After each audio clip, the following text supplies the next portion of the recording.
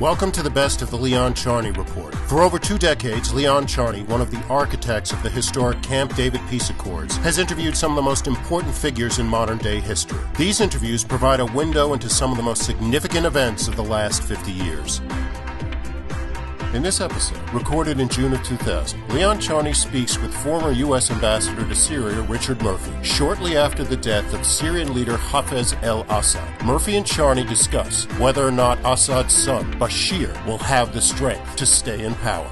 Well, let's talk about Bashar Assad, 34-year-old ophthalmologist. They changed the constitution in 3 minutes. They said that you had to be 40 to be president. By the way, if you track back the age of President Hafez al-Assad, he died at 69, and he was president for 30 years. How come he was 39 and president if the Constitution there says 40? Because he probably died at 73. It's one of the unexplained Really? quirks of That's a great puzzle. Syria. Yeah, his critics said he was 73, but.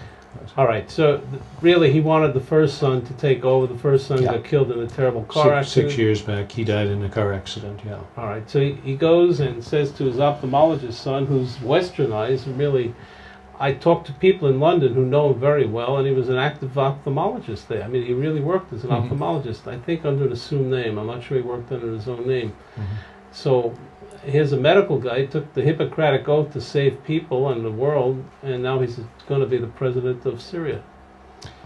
Yeah, he'll probably be finally confirmed as president by the parliament on the 25th, I think it is, then a national referendum.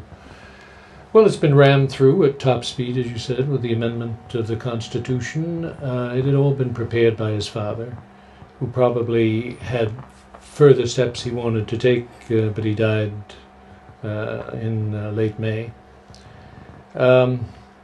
early June, I guess it was. So now, has he got the staying power? We don't know. Does he have a lot of support? For 1 minute, Rich, let's talk about the funeral.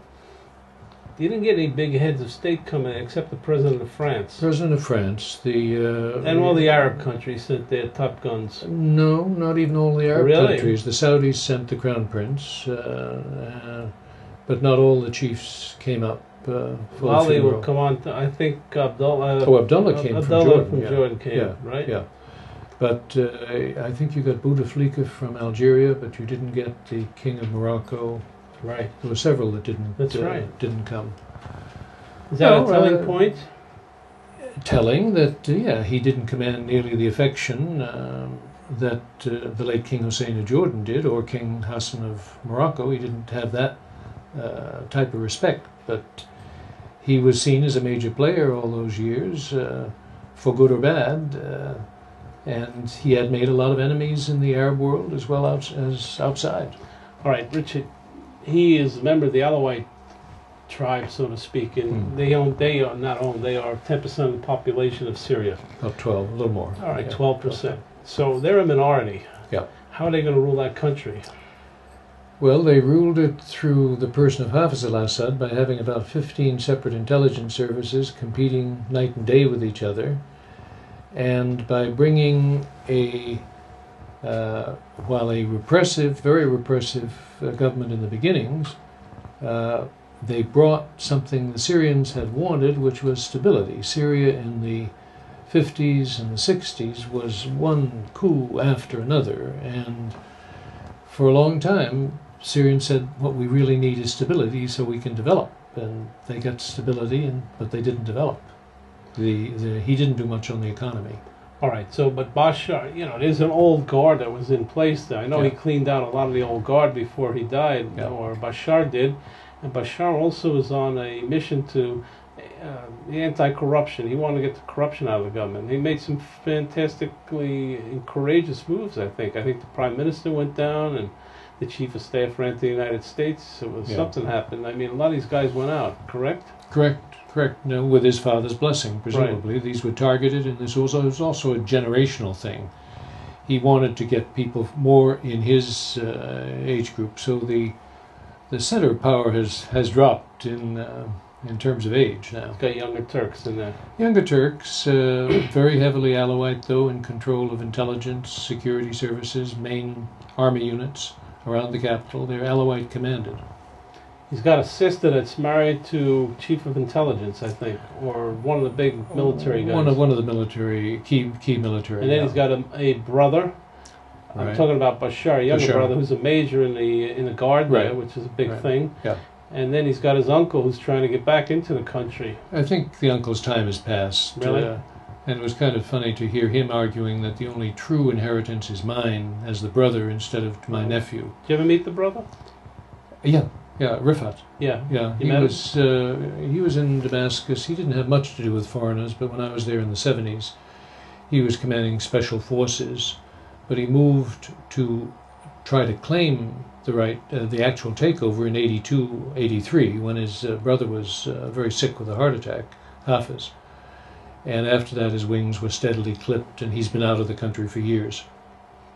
What the key there is the economy. I understand unemployment is rampant in Syria, maybe 30%. Does that sound too high? Oh, it's not too high. No, it's for a country with a business mentality that's every bit as shrewd as the Lebanese. Right.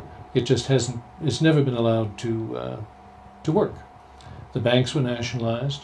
Any serious businessman just doesn't use the banks. He has arrangements outside of the country to move his money around. So they've sat in the name of stability on the heads of everybody, if you will, but they've kept the business community from doing what it's best at. Right. You think Bashar could enter into a peace agreement with the Israelis? It'll take two. You have to go back. Why didn't it work in March between Clinton and Bashar's father? Well, you have a different personality now. I know, but I know the father set up the constitutional the direction of which he wanted the policy to go. Yeah.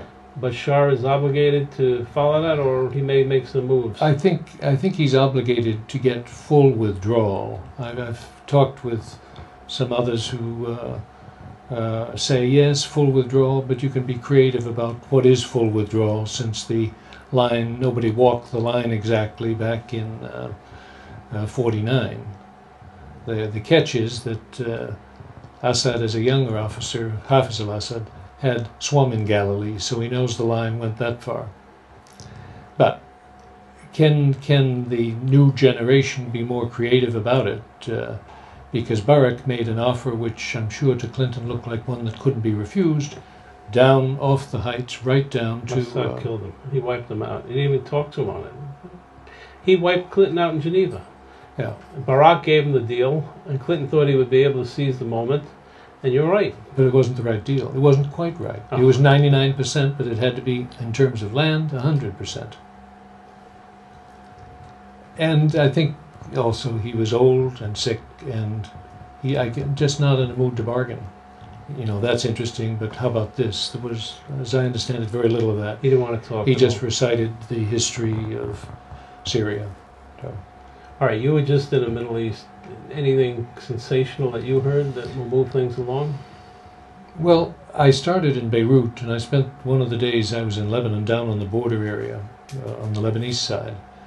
It was about 4 days after the Israelis had withdrawn. Right. And it was a real carnival atmosphere. Hezbollah? Hezbollah, Amal, all of the groups were down there, a lot of just sightseeing going on. I was feeling very uncomfortable. There wasn't any security around, but I discovered it was basically that I was on a 2-lane road, and there were a lot of Lebanese taxi drivers treating it like a 6-lane highway. But rushing along, waving the flags and the placards saying, "Victory has come through blood," and "Welcome to southern Lebanon, liberated by the resistance." It was a very exalted atmosphere. I think, it's cooled down, and Hezbollah has done something that people really didn't expect. It's shown a discipline that we're not going to go cross-border attacks. Apparently, Kofi Annan passed that message to Barak in their meeting in Jerusalem. That's important. Yeah, it's better it hadn't been said, but it was leaked in Jerusalem, which is unusual, isn't it? Very unusual. Yeah. Anyway, so it's exerting, for the moment, great discipline. It wants to make its future in the politics of Lebanon and to lift up the Shia community, which is about 40% of the population. Yeah, that'd be a big thing. Yeah. So they've turned into a political organization more than a terrorist organization. They already have 6 members in the parliament, and they'll probably pick up some more in the elections in August. In your opinion, will Lebanon be an independent country?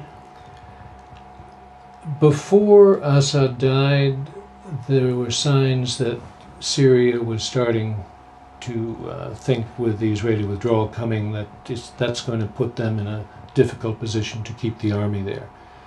In terms of their influence in Lebanon, they don't need the army. They've worked very hard over the years to get agents of influence in the government. There are Lebanese who, despite what they would tell you, would tell me, are not really serious about the Syrians going, not really sure that it's going to hang together, that the society that was so torn apart in the civil war hasn't really found a new consensus there. So they can't unite. It's not solid yet. So they'll say one thing. The Syrian presence is not popular, but is it needed is a question that you get some painful silences when you put that in Beirut. The theory of Barak in withdrawing from Lebanon, and by the way, the Israelis, many top Israelis were critical of the way he withdrew. It was 24-hour withdrawal. They left a lot of equipment there. There's a lot of criticism about how the withdrawal took place. I'm judging just by the Israeli press. That criticism ran out of steam after about 2 days, was my impression. And as long as it stays quiet, he's going to get credit for withdrawal. Barak, yes. Yeah. But the theory was that there'll be overt pressure from world powers to make Syria back away also, to show that Israel has conformed with the UN Charter, yeah. And Syria's got to get out of Lebanon also, which means that Lebanon has to stand on its own feet. I think Syria got that message, and it's in nobody's interest now to have trouble on the Lebanon border. That's important. Yeah, I mean, but it's still fragile. That's Hezbollah, Syria, none of the parties in Beirut want to see more trouble. What is Iran doing on this? You know, they normally fund Hezbollah. The Iranian foreign minister jetted in a couple of days after the final withdrawal and gave a speech of applauding what the resistance had done, what Hezbollah had done, in very bland terms. It wasn't on to Jerusalem. So they're backing off a little bit. I think, well, Iran is divided itself. Everybody's divided. I'll tell you about Israel when Lally comes on. Right. I mean, it's wild. Everybody's divided. Yeah.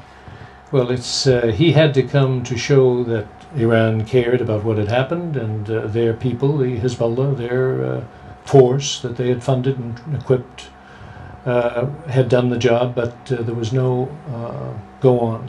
That was it. Thanks. In modern Middle East history, only one peace treaty has stood the test of time, the 1978 Camp David Accord. In the new documentary film, Backdoor Channels, The Price of Peace, learn the true story behind the greatest diplomatic achievement of our time and its lessons for the future. The price of peace is very high. To have this courageous man and my close friend killed. Winner of the Telly Award for Best Cultural Program. Now available at select stores including Barnes & Noble and online at Amazon.com. The preceding program was brought to you by Backdoor Channels, The Price of Peace.